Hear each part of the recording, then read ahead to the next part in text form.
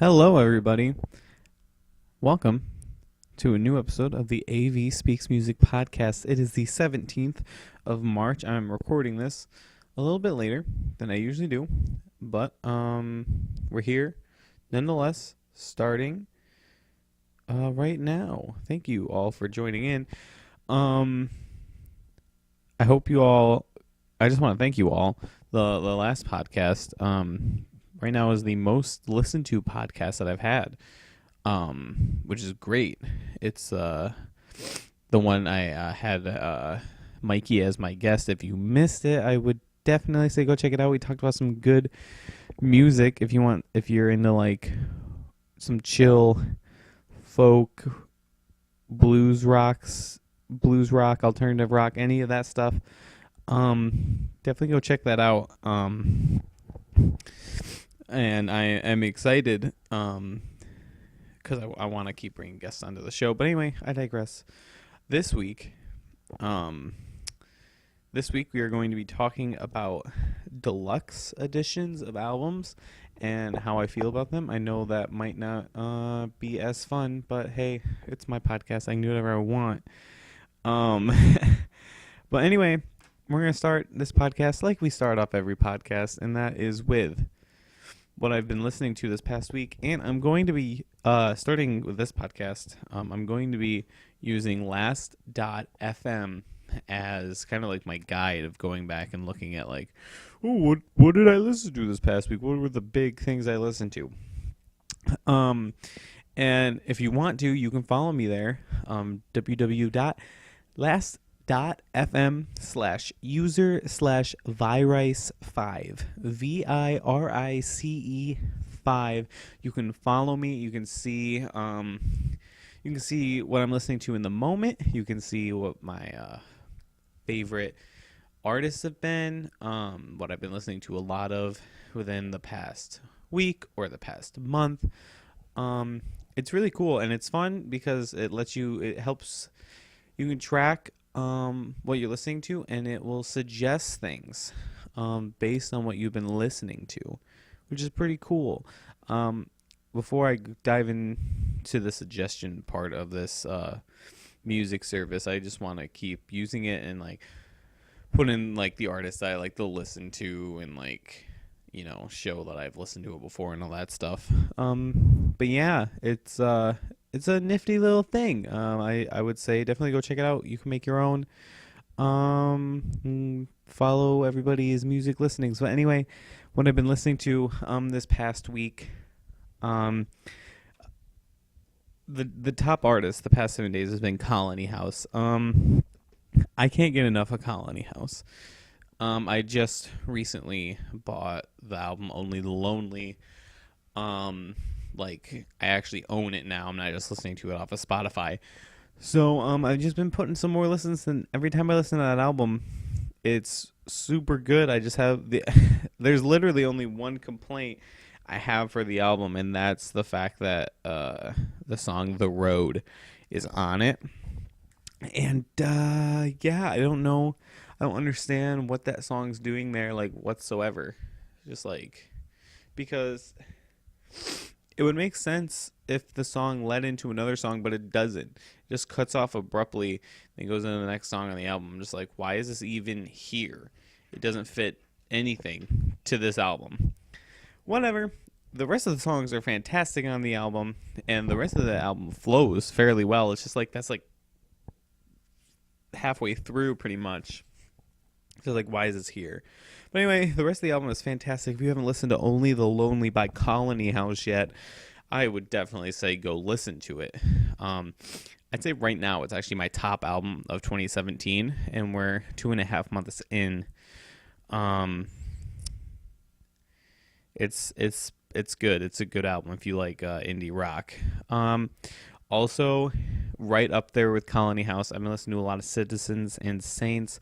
I have a podcast all about why Citizens and Saints are like a fantastic band and whatnot. So if you want to hear more thoughts about them and why I love them and what they're doing, you can go check out that podcast. But yeah, I've just been listening to a lot of them this week. It's just it's fun, and it's really nice to worship to. So yeah, great music right there. I've listened to a lot of Wolves at the Gate. I don't think I've talked about Wolves at the Gate yet on this podcast. They came out with one of my favorite albums of last year, Types and Shadows. Um, and the album before that, 5 by 5. Those two albums are two of my favorite albums. I would say 5 by 5 is one of my probably one of my favorite albums of all time.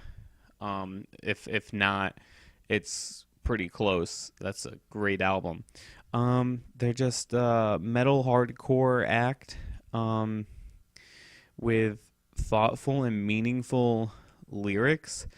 Honestly, if you compare their lyrics to like most contemporary Christian stuff, like they are bold and they are they mean what they say, and it's not watered down whatsoever, comparatively. And it's just some great metal music, man. So if I would definitely said, but that being said, they're slower, softer songs like Hindsight. Oh my gosh, what a good song. Hindsight, Fountain. Five. I would definitely suggest going and checking out the album 5 by 5 first. Um, just a lot of great songs. The Bird and the Snake, The Father's Bargain, Relief, East to West. Just some great songs. But if you're craving for more, go check out Types and Shadows. It's different. It's more hardcore than metal. There's obviously metal influences and moments, but it's a great album with a lot of great themes going on. So, Wolves at the Gate, go check them out. Listening to Hearts Like Lions, Hearts Like I one of my other favorite albums, If I Never Speak Again, by Hearts Like Lions. That's one of my other top albums of this year. We'll probably see at my end of year list.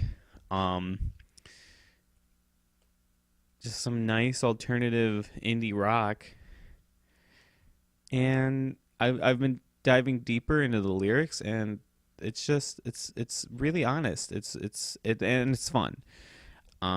If you haven't checked them out yet, definitely go check them out. And then the fifth band that shows up on my top artists of this past week, Judah and the Lion. I think I talked about them because they came out with the songs Going to Mars and Suit and Jacket. And they're kind of the reason that sparked this conversation in my head about deluxe editions and stuff like that. So we'll talk about them, but they just came out with a deluxe edition of their 2016 album, Folk Hop and Roll, which was a very good album. So we'll talk about a little bit more about them and what's going on with deluxe editions. But yeah, one other shout out I want to give is to the song Obsession by Vice featuring John Bellion. I mean, Vice, I tried to do research, like, who is this guy? What's going on? Just seems like a guy making some nice electronic, like a Calvin Harris type of guy, or David Guetta, like one of those producer type guys, just making some techno beats. But bringing on John Bellion, my boy John. I love John Bellion. Talked about him on the podcast. I love listening to him. He one of my faves. Got a lot of really good fun pop tracks. This is another one of those tracks, and even though I don't think John Bellion probably had much to do with the production of this song, it sounds like a John Bellion song, sort of a little safe for a John Bellion song, but Vice does a really good job of keeping it interesting It's fun. It's funky. It's got a real nice bass groove to it, and John Bellion's voice is really really good on it. So I just wanted to that came out a week ago, I think. That song Obsession. I'm obsessed with it at the moment. So I just wanted to give a shout out to that song because I can't stop listening to that song whatsoever. So yeah, that is what I've been listening to this past week. And yeah, I want to talk about deluxe editions of albums. That's what I kind of said. And so going back to Jude and the Lion, like I said, this past week, they just came out with the deluxe edition of their 2016 album, Folk Hop and Roll. And what this deluxe edition does is it adds 4 new tracks that are new to this year, including Suit and Jacket and Going to Mars. There are 2 tracks, Green Eyes and Conversations. It adds the new version of Take It All Back 2.0, and Stockholm, which oh my gosh, I love the song Stockholm so much. That came out at the end of last year, I believe. Yep. Just 2 little bonus tracks, and then it's the regular album, and then it ends with a string quartet version of Take It All Back. It's a nice, like, kind of like chilled version of the song, which is a really nice change of pace. Honestly, I would suggest if you're like, Take It All Back is like this big not party, but it's this upbeat, fun song. It's a nice change of pace. I mean, obviously lyrically the song's not like super super deep to the point where it's just like it needed the focus on the lyrics, but it's just a nice change of pace. It's fun. It's a good jam. Anyway, this is annoying to me that they came out with this deluxe edition this way. Why is it annoying to you? Well, because if you're a fan of any band or artist, you're probably going to buy their album not too long after it comes out, pretty close after it comes out. Which is, I mean, I didn't buy this album till like the end of the year, but I ended up getting money to buy it. And like I own it. Like, it's a good album. And then they release a deluxe edition.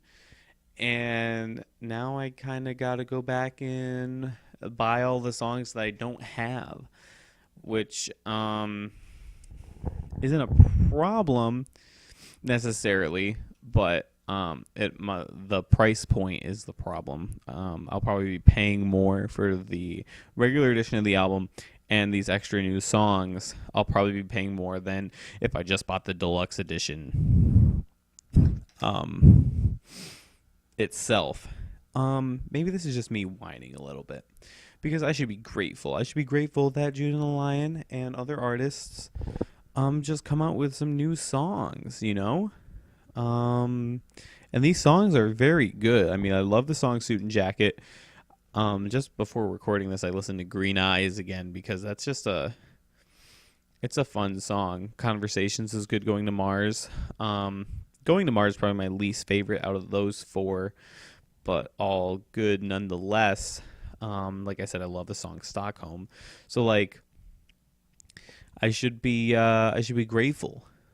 But I think there is a better solution to deluxe editions of albums, unless you're doing it like what Ed Sheeran did on his newest release, Divide, or like the Lumineers did last year when they came out with Cleopatra, and releasing the deluxe edition at the same time as the regular edition. And I've always found that interesting. Like, why even bother? We might as well just come out with one edition of it. But I think because the regular edition is like the label's just like this is the album, and then the deluxe edition just has extra songs that didn't make the final cut, but that the artist himself probably likes. So like in Ed Sheeran's case, honestly, I like a lot of the songs on the deluxe edition better than the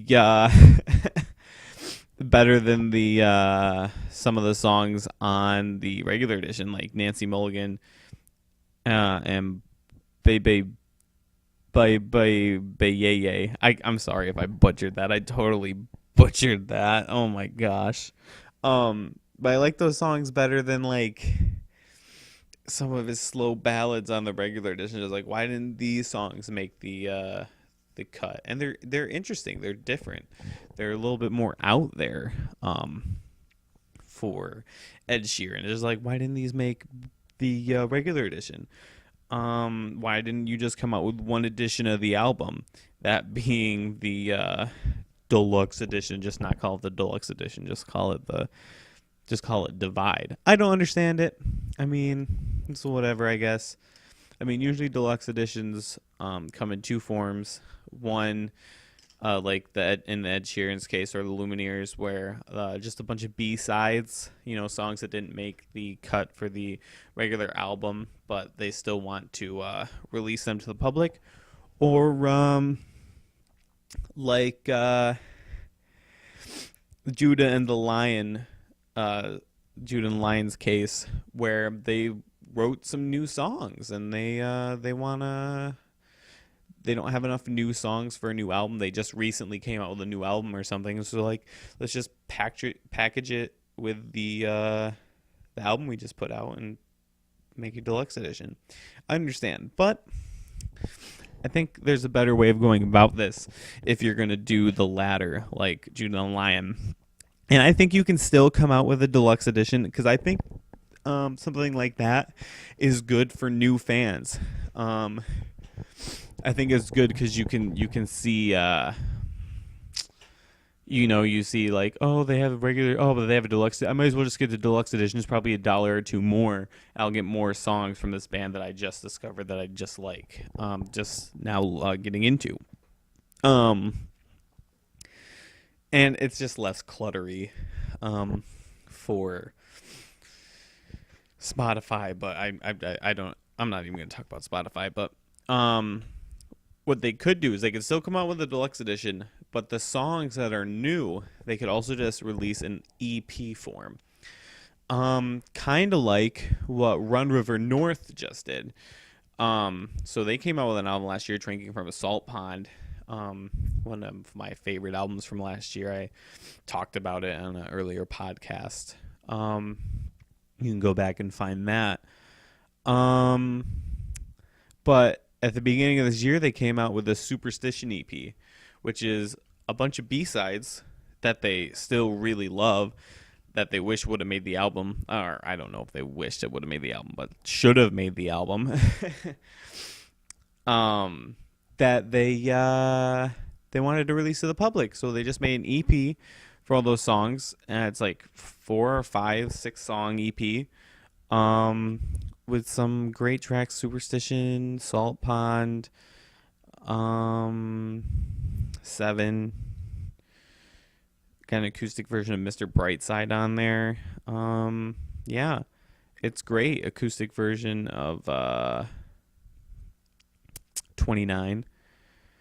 So they decided, instead of they could have easily made a deluxe edition of Drinking from a Salt Pond. They could have easily just made a deluxe edition, but instead they just decided to put out an EP, and I think that works better because, new fans can just buy the album and the EP, and then fans who already have the other album can buy the EP and save a couple bucks. You don't have to buy each song individually, because you'll get like a little bit of a package. You buy the EP, it'll be like $1 cheaper than if you buy all songs individually.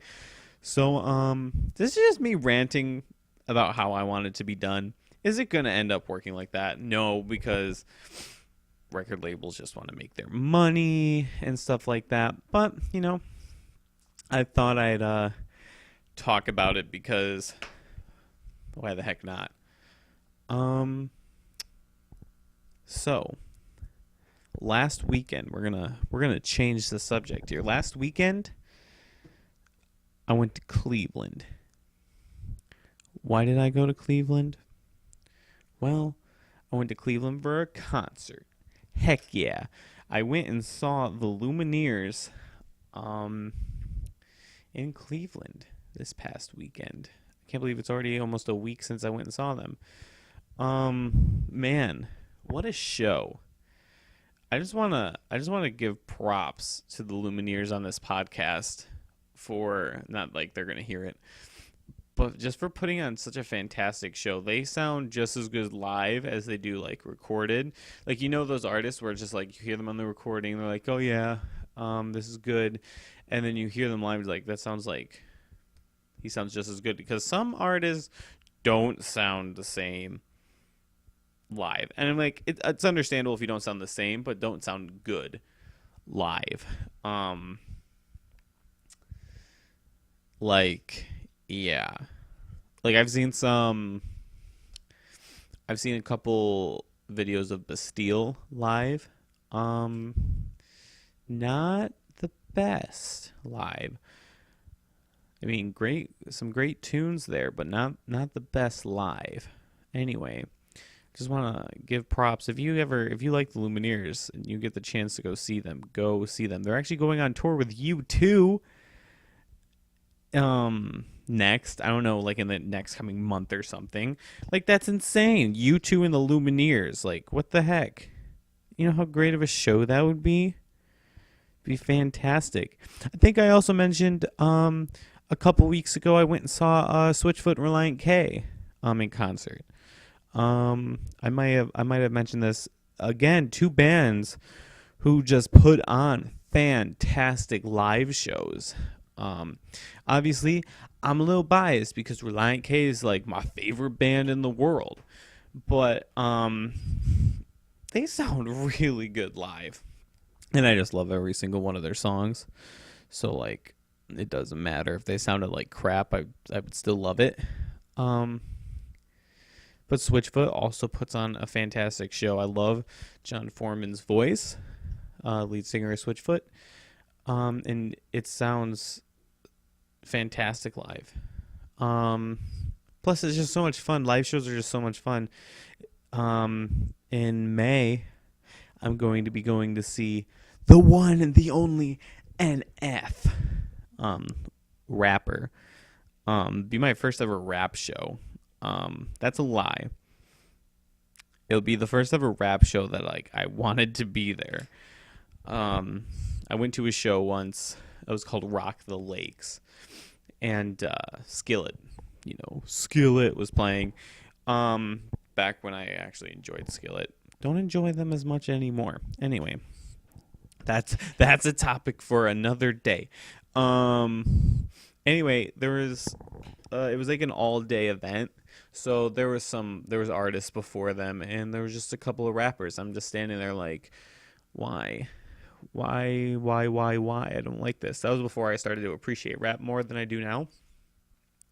I'm really excited to go see NF. If he's half as good as he is on album, I mean, he's got to be just as good. I'm interested to see how his singing voice is live, because like rapping, you can probably do that live as long as you don't forget the words, you know. But singing wise, I want to see how that turns out live, you know. But I'm sure I will talk about that when that comes about. That's all I have for you guys today. A little bit shorter of a podcast. But let me know what you think. What I want to know in the comments is if you know of a deluxe edition of an album that has like one of the best songs ever that didn't make the final cut of like the regular edition. Let me know what that song is. I think the song for me, Memphis Mayfire's Unconditional. That was actually the first Memphis Mayfire album I listened to, and I really like that album a lot. Their new album, eh, eh. What is it called? This Light I Hold. I think I didn't. Eh. Anyway, Unconditional is really good, and the deluxe edition comes with 2 new songs, and 2 acoustic tracks. Stay the Course is one of the new songs, and oh my gosh, that song is so good. And I believe it was a new song that they wrote. It wasn't like, oh, it just didn't make the list, it's a B-side. No, it was a new song, and it is my favorite song by them. Stay the Course is a fantastic song. Anyway, if you got a song that's on a deluxe edition that should have made the final edition, just let me know what that is in the comments. Thank you so much. Like I said, in the description, I will link to my Last FM page. You can check that out. I'm also going to link to my Spotify account. You can see the playlist that I have. Two playlists. You can see a playlist where I put all the good releases from 2017 up there that I've been enjoying thus far this year, that have come out this year. And then another playlist that is music that I am kind of discovering, listening to for the first time this year that didn't come out in 2017. Yeah. I'll link that in the description as well. Also follow me on Symbol. I've plugged this app a lot. At Vyrice5 on there. You can just see what I'm listening to in the moment. I post pretty frequently on there. And yeah, I think that's it. Thank you guys so much for listening. I'm sorry that this is a little late. But it's been a busy week. Hopefully I'll be back on time next week though with a new podcast. If you guys have any suggestions for topics as well that you want me to talk about, please leave that in the description. No. Don't leave it in the description, please, because you can't. Leave it in the comments. Yeah, leave your ideas in the comments below for topics that you want me to cover. And such. Oh my gosh, I totally forgot. To talk about this one song. We'll end on this. Cold War Kids. They've been releasing some songs. I don't know when their new album's coming out. I should look that up. But they've been releasing some new songs, and they came out with a song, So Tied Up, just came out. Oh my gosh, it's so good. It's just as good as Love is Mystical. Oh my gosh, So Tied Up. Cold War Kids. It features Bishop Briggs. Bishop Briggs. I'm getting too excited. She has a really good voice. I don't really care for her style so much, but she sounds pretty good on this. She's kind of more so in the background than have a prominent role in this song. Cool. I was not hype on the new Cold War Kids album, and like super hype, and I heard Love is Mystical. I'm like, ooh, sweet. And then I heard So Tied Up, and I'm just like, okay, I'm ready. I am ready for this new Cold War Kids album.